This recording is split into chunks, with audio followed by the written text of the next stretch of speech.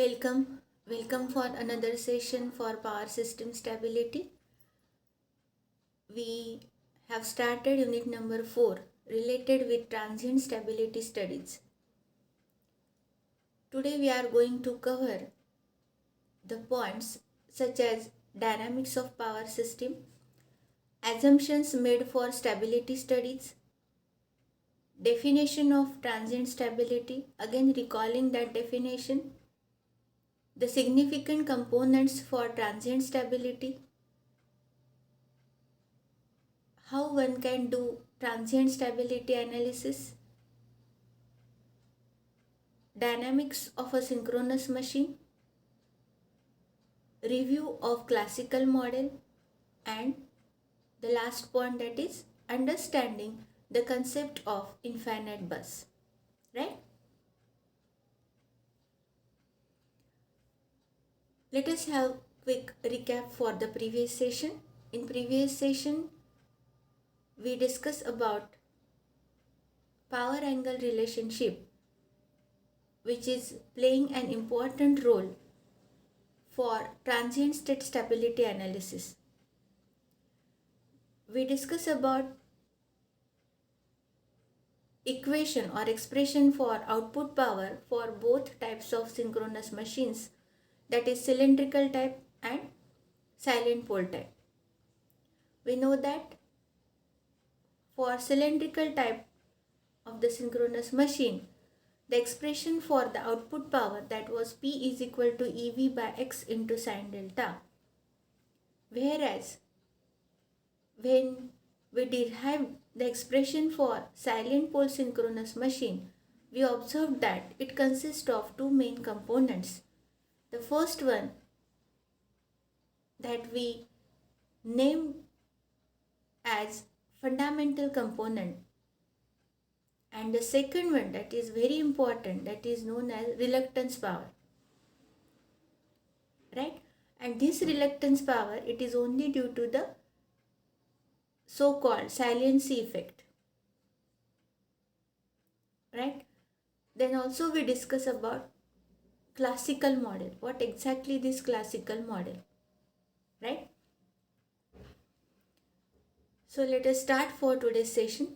The stability of an interconnected power system is its ability to return to normal or stable operation after having been subjected to some form of disturbance. Right? We are knowing this definition. Conversely, instability means a condition denoting loss of synchronism or falling out of state. Stability considerations have been recognized as an essential part of power system planning for a long time. With interconnected systems continually growing in size and extending over vast geographical regions, it is becoming increasingly more difficult to maintain synchronism between various parts of a power system. That is, whenever the circuit or the power system network, it is complicated because of the tremendous demand of the electric supply. So in that case, it is very difficult to maintain synchronism between various parts of a power system. Let us understand that what exactly the dynamics of power system. What are their characteristics, right? The dynamics of a power system are characterized by its basic feature given below. The first one, synchronous tie exhibits the typical behavior that as power transfer is gradually increased, a maximum limit is reached beyond which the system cannot stay in synchronism, that it falls out of state. We know this, the steady state stability limit, that delta is equal to 90 degree. At delta is equal to 90 degree, P max will be maximum, that is EV by X, because sine of 90 it is 1. But we have discussed that from the power angle curve, if an attempt is made to transfer more power above this 90 degree, system reaches to the unstable region. It loses synchronism, delta increasing infinitely. The same said in point 1. Second, The system is basically a spring inertia oscillatory system with inertia on the mechanical side and spring action provided by the synchronous star, wherein power transfer is proportional to sine delta or delta. For small delta, delta being relative internal angle of machines. Third point, because of power transfer being proportional to sine delta, the equation determining system dynamics is nonlinear for disturbances causing large variations in angle delta. Stability phenomena peculiar to nonlinear systems as distinguished from linear systems is therefore exhibited by power systems. Okay, because of the term sine delta, the equation it is nonlinear. Right? Many times in your university exam, there is a question carrying 5 marks for writing characteristics of the dynamics of power system. So, in that case, you have to write down these 3 points. Let us see what are assumptions made in stability studies. Right? The first one, mechanical power input to each synchronous machine is constant. Right? Second, damping or asynchronous power is negligible. Third, very important, that is the synchronous machines are represented electrically by constant voltage behind transient reactance model. If the stability study it is made for transient stability, then you have to write down here that the synchronous machines are represented electrically by constant voltage behind transient reactance, and if it is for steady state, then it will be by steady state reactance, right? But this representation for synchronous machine, it is only for stability studies. Next one, the motion of each synchronous machine rotor, that is relative to a synchronously rotating reference frame, is at a fixed angle relative to the angle of the voltage behind the transient reactance. And the last one, loads are represented by constant impedances. Right? Let us again recall definition of transient stability. The ability of a synchronous power system to return to a stable condition and maintain its synchronism following a relatively large disturbance arising from very general situations like switching on and off circuit elements or clearing of faults, or even if failure of a grid or failure of a transmission line. So it is referred to as transient stability in power system. Okay, more often than not, the power generation systems are subjected to faults of this kind, and hence it's extremely important for power engineers to be well versed with the stability conditions of the system. That is the importance of studying the system stability. Then what are the significant components for transient stability? The significant components for transient stability are: the first one, the network before, during and after the transient disturbance. That for transient stability analysis, that we will see later on, that is the equal area criteria and its application. But for transient analysis, rather transient stability analysis, we have to consider 3 conditions. That is network before fault, then during fault and after the fault, that is post fault condition. For all these conditions, we are going to concern about power angle curve. How power angle curve changes during these 3 conditions, that is the study related with transient stability analysis, right? Then second component that is significant for transient stability, it is the loads and their characteristics. You are knowing there are 2 types of loads. linear load and non-linear load. Okay, so for transient stability studies, the loads and their characteristics are important. Third will be parameters of the synchronous generators. Now we are familiar with the parameters of synchronous generators. So these parameters are also playing an important role for transient stability studies. Then next one, excitation systems of generators. Excitation systems of the generators, that is related with the internal excitation voltage E. It is also one of the significant factor for transient stability study. And the last one, the turbine and speed governors. Right? Now for transient stability analysis, generally studies related to transient stability in the power system are done over a minimum period equal to the time required for one swing, which approximates to around 1 second or even less. So that's why it is used to say that you have to study the transient stability for or during the first swing only. Now you are familiar with this first swing. In last session, we have seen that curve delta versus T for three conditions. If you remember that three curves.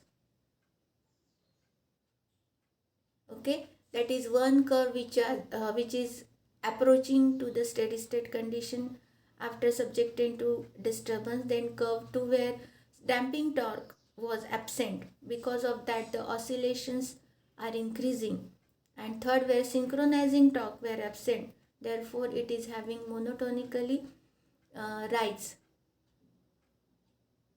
in delta and system loses stability, that we discussed in previous session. Those three curves are important.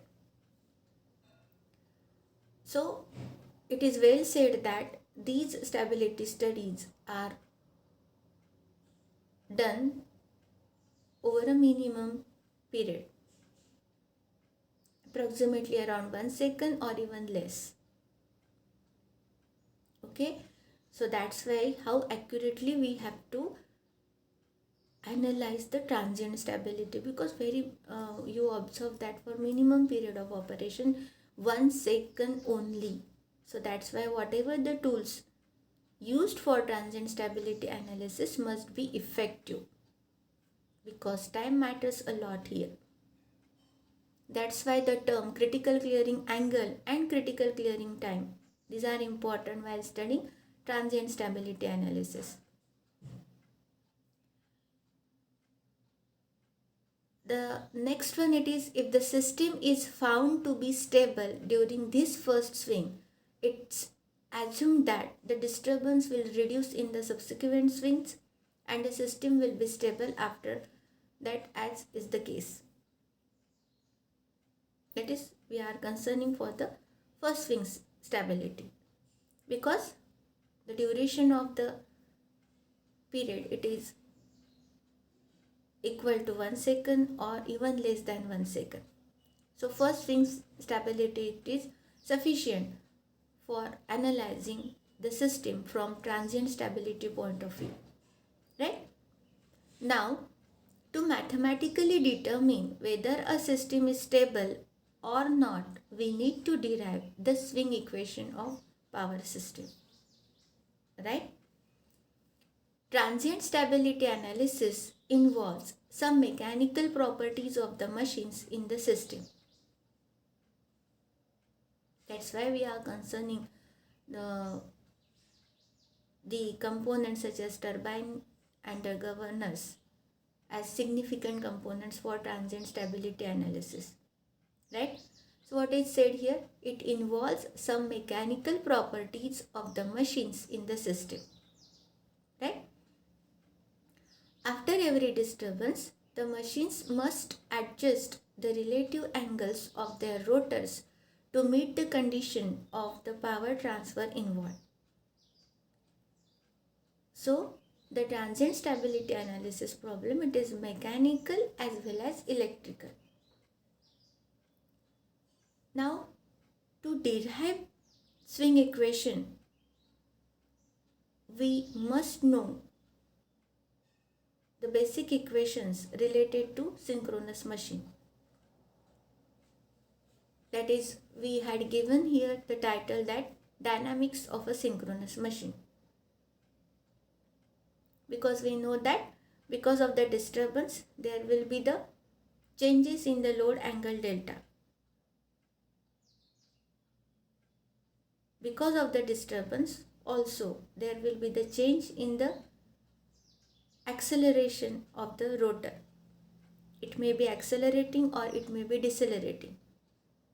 That means it may be gaining the kinetic energy or it may be dissipating the kinetic energy.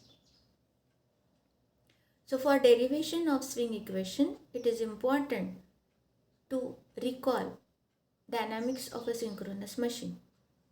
These formulae, these equations you are knowing, such as we know kinetic energy of an electric machine is given by 1 by 2 I omega square, so many megajoules. Call this equation 1, right? Kinetic energy is equal to half I omega square. What is I here? I is the moment of inertia, right? Unit is megajoules second square per electrical degree square. What is omega here? Omega is the angular velocity in electrical degree per second, right? Angular momentum. Now we can define angular momentum, that is M, capital M. How it is given? It is equal to I into omega. I is what? Moment of inertia. M is what? Angular momentum. Now I know the expression for angular momentum, which is given as I into omega. So what I do? From equation 1, I can write kinetic energy as substitute I omega by M. So what I obtain here? Kinetic energy is equal to 1 by 2 M omega megajoules. Understood? So what expressions we need? The first one, kinetic energy, that is given as half I omega square. I, it is what? Moment of inertia. Unit is what? Megajoule second square plus by electrical degree square. Omega is angular velocity in electrical degree per second. Then use angular momentum. M is equal to I omega. Put that in equation 1 so that I obtain kinetic energy in terms of angular momentum as what? Half M omega megajoules. Right? The angular momentum M depends on the size of the machine as well as on its type. This is important. The inertia constant H. Now we are going to define inertia constant H. In your university exam, they always used to ask one question only for 2 or 3 marks. Definition of inertia constant. Its unit. Okay?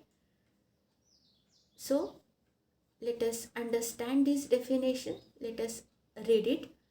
The inertia constant H is defined as the megajoules of stored kinetic energy of the machine at synchronous speed per MVA of the machine.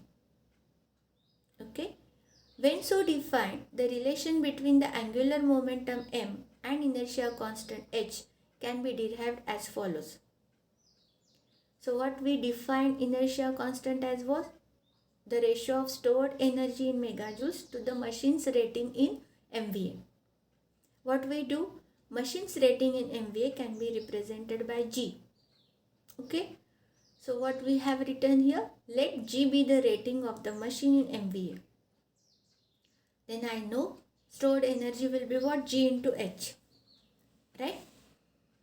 So I know stored energy can be represented by the equation 3, that is equal to GH, so many megajoules. I also know kinetic energy from the previous equation, the expression as 1 by 2 m omega. M is angular momentum and its value is what? M is equal to I into omega, right? Now what we do, we substitute here the value for omega. Omega I know it is 2 pi f. So ultimately what I obtained, it is equal to m into pi f, right? So equation 3 and 4 are important, and then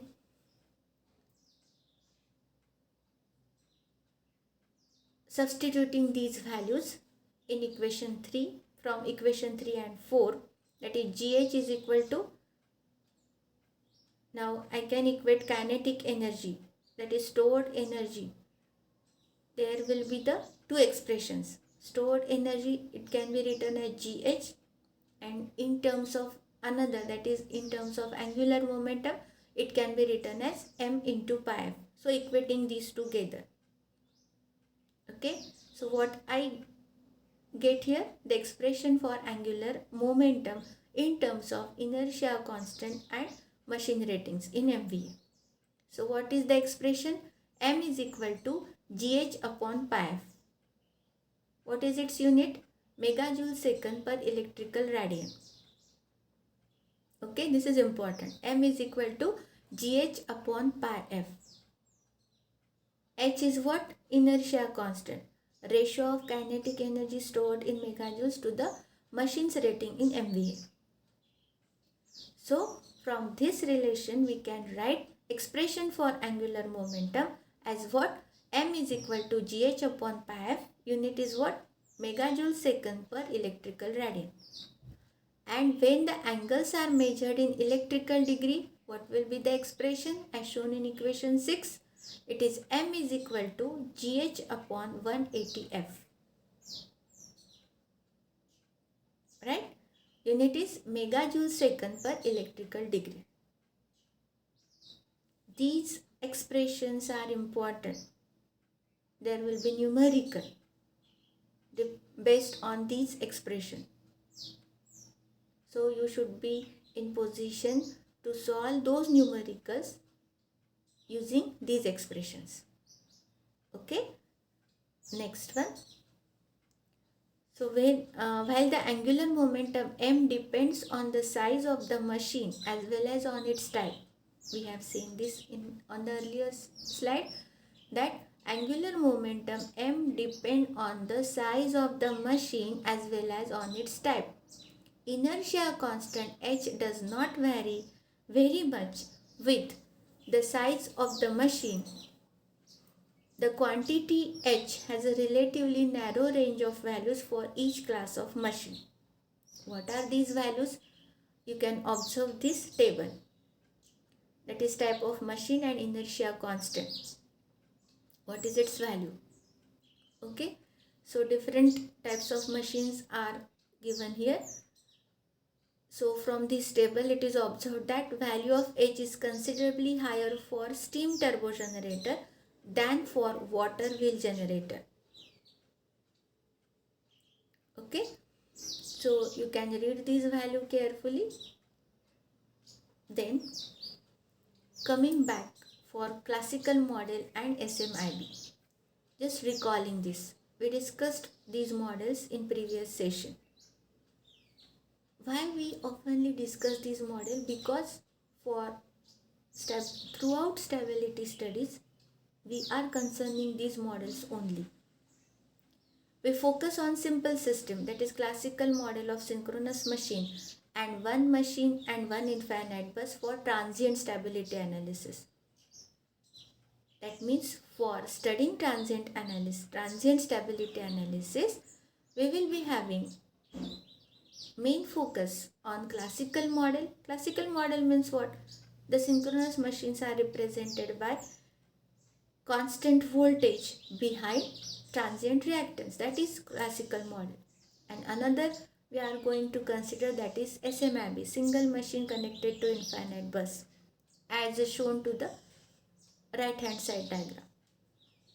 Okay, So these two models or these two systems will be used for the study of transient stability, right?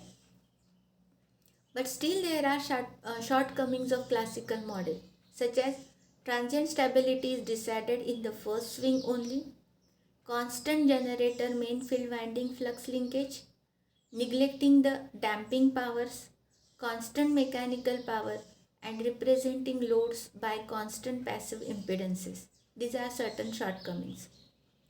This question is important from your university exam point of view, that what are the shortcomings of classical model, which carries 2 marks, right?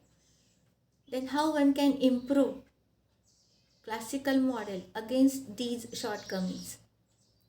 So the possible improvements to this representation as: study the transient response for more than 1 second, as maximum swing may not be the first swing in a multibus system. Okay. Include representation of dynamic response of AVR. Also represent turbine governor characteristic in model. Include damping in order to improve the accuracy of the model. Also represent saturation in ion. Loads may need to be represented by constant P and constant Q, or have voltage and or frequency dependence. Okay, these are possible improvements for representation of the classical model. But when this we have to apply when we are going to consider transient stability analysis for multi-machine systems. But right now we will be having discussion or studying classical model for transient stability analysis, right? Now we used to say another system that we are going to learn or we are going to consider for transient stability analysis, it is single machine connected to infinite bus. For that one must know what exactly this infinite bus. Of course, my dear students, you are knowing this, that is what is infinite bus.